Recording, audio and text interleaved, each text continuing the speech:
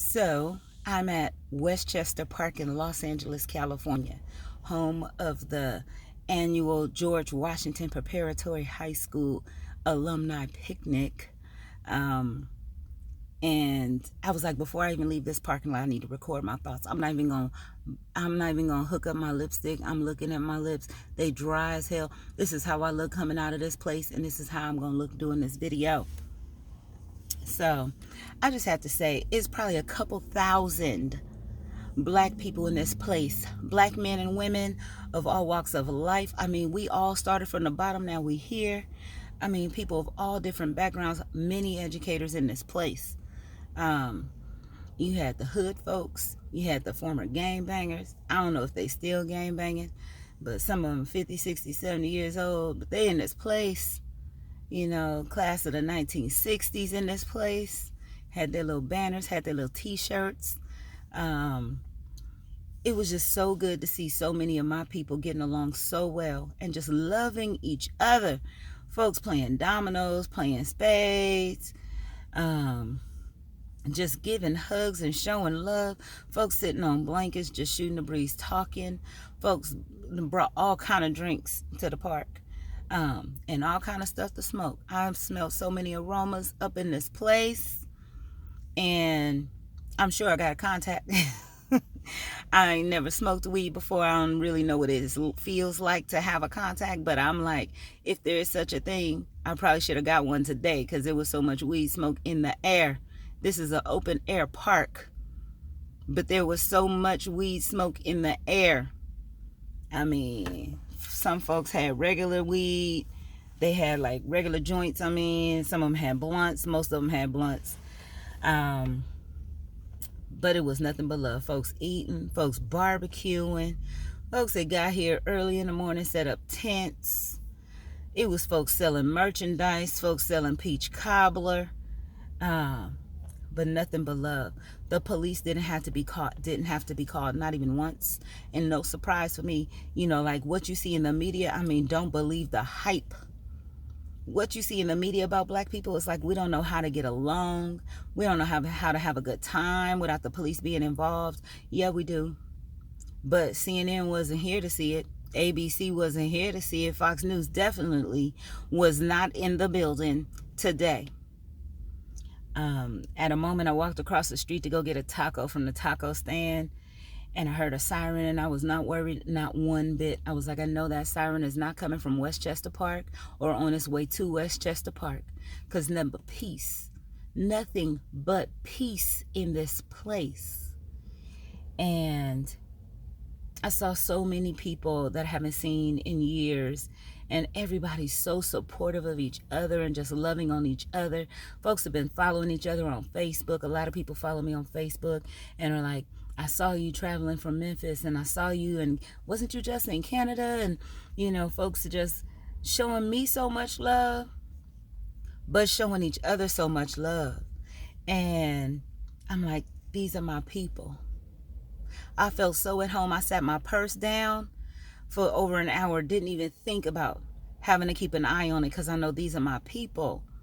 And we're not stealing from each other. We're not harming each other. We have each other's back in this place. One of my dear friends, Dakota, who's married to my friend Charlitha, who I've known since elementary school, he said, hey, what are you doing 4th of July? I said, I don't have plans. He said, come to our house. Come to our house. And I'm a little bit sensitive about stuff like this, but just to see that love. And I said, what do I need to bring? And he's like, really nothing, but you can bring a bottle if you want to. Now, think about my own blood. Back in summer 2011, I ran into a cousin. Actually, she wasn't blood. She was married to my blood, but still my cousin. I ran into her, and she was like, what are you doing 4th of July? We barbecuing. Come over. And I'm like, okay, cool. And I'm super broke. I'm an educator, got 2 kids. And she was like, just bring a slab of ribs and a side. A slab of ribs and a side? You want me to bring the whole damn barbecue? You want me to just go grocery shopping, drop off some groceries? Did you only invite me so that I could bring a slab of ribs and a side? You don't love me. You want my food. She must have heard about how good I get down in the kitchen. But that's besides the point. For you to be like, bring a slab of ribs and a side. But this brother here, who's married to a friend of mine that I've known since elementary school, but we're not related, for him to be like, come through. And I know that from the bottom of his heart, he was thinking about me and not thinking about what I could contribute to their event. Because he didn't bring up what I should bring. I asked him what I should bring. And just seeing that love and so many people just loving on each other. And it's funny because I saw people, it's not funny, but I saw people here who I know are going through some stuff, who've been going through things in their marriage, in their marriages, going through things in their families, going through things with their health. But they were here and we loved on each other so good that I hope everybody walked away from here feeling loved and feeling as encouraged as I'm feeling right doggone now. And if anybody didn't get that love, I want to give you some of that love right now. Because I appreciate the love that was given to me.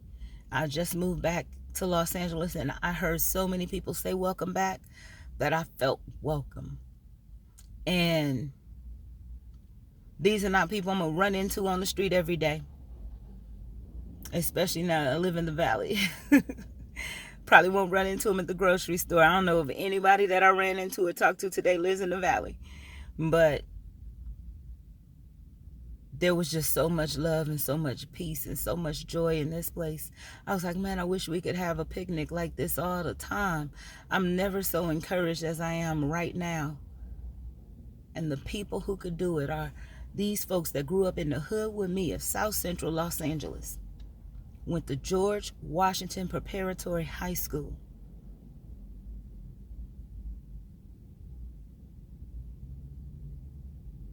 And then at the same time, I'm thinking about all of those who got killed and didn't make it.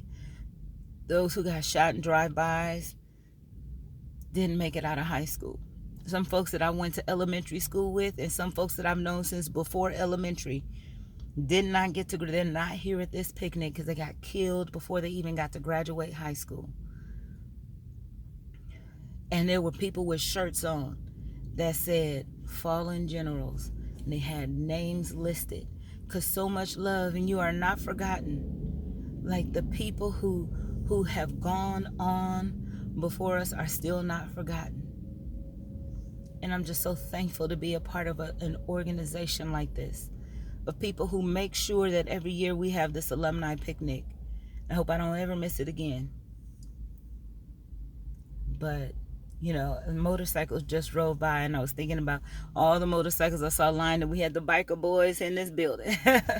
Not in a building at this park, but they were lined up, had the Harley Davidsons and the leather jackets and stuff all lined up. There was a Bentley with a handicap sign in the parking lot.